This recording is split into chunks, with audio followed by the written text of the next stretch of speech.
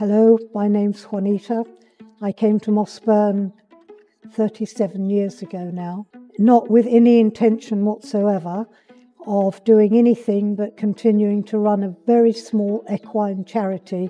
But that all changed when one of the educational psychologists came to visit one day and said what a superb place for children who are suffering problems, particularly at school. It became evident to everybody that this needed to not just evolve, but to become far more structured than it was in those days. We'd already learnt the very positive effects that horses in particular could have on children.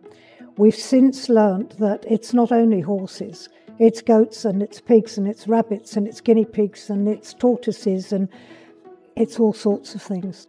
And children flourish under the care of the people who look after the animals here, the people who specifically look after them, and the animals who give their all to help these children become more self-confident, more self-esteemed, and really pleasanter people all round.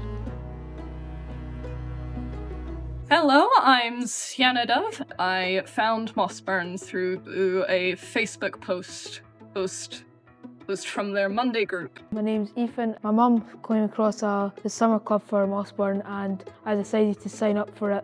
Hi, I'm William Davidson. I've been here since Easter last year through the school for the funded sessions during the Easter breaks. My name's Ara. It'll be coming up around 2 years. It was when I started struggling at school. Someone recommended the animal therapy sessions with Asher.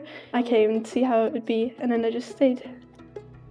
Animal-assisted therapy is delivered by a psychotherapist. We have Asha, who could be out in the big wide world earning an awful lot of money, but who is absolutely dedicated to the children she works with here. My name is Asha.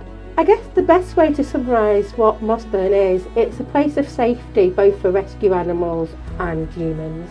I think one of the wonderful things about animal-assisted therapy is we work with the animals almost like a bridge between the human and the human, between the therapist and the person receiving the therapy. And we know from research that being around animals, we get these endorphins and hormones and neurotransmitters being released from us.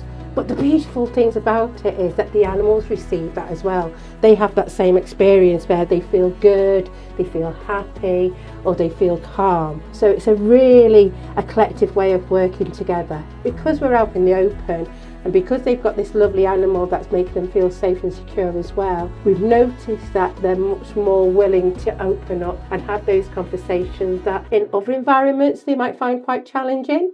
Because I'm autistic and suffer from multiple forms of PTSD, I didn't get the chance to learn to socialize when I was younger. So by coming to Mossburn, it's allowed me to relearn how to socialize with people without feeling like I'm going to implode. I have made some good friends here that I previously hadn't been able to do. Being able to talk about what I feel, and it helps me just release stuff that's been building up inside me. I had a lot of anxiety when I was in school and stuff, and I would come here on a Thursday for a couple of hours and it would just calm me right down. The shadow work with Jazz, it helps me open up a lot more and talk about a lot more stuff because I'm more comfortable and relaxed around him. Shadow works when you take off the head collar and see if she can follow you, and if she does, that means you've got your trust. Does Lollipop listen to you well then? Yeah. Yeah, brilliant. It helps me with my autism and my struggle to make friends, got less anxiety. I think the thing I love hearing from them is that they don't feel judged.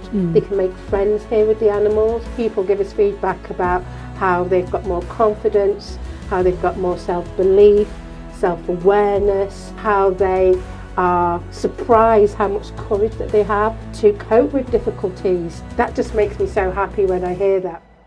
They all have their own choices. So you'll get one child will fall totally in love with a goat, another child who can't bear to be taken away from a horse, and another child who'll sit quietly with a tortoise on its knee, but will start actually verbalising with you where before it never spoke at all. So you literally go from the big, the middle, and the ridiculous. I want to talk to you about an individual who was 10 years old, had lost both his parents in an accident, and I hadn't spoken for nearly 12 months, selective mutism, and we've been together for 2 sessions, and it was our 3rd session, and I felt the time was right to introduce him to one of our horses who had recently lost his horse best friend. Try not to get emotional. This child put his hands around the horse and said, "I know." And then he started counselling this horse and talked to him about how difficult it is, but to be strong. And I just stood back. At that point, my job was to do nothing, say nothing, and let this beautiful child and this beautiful horse support themselves.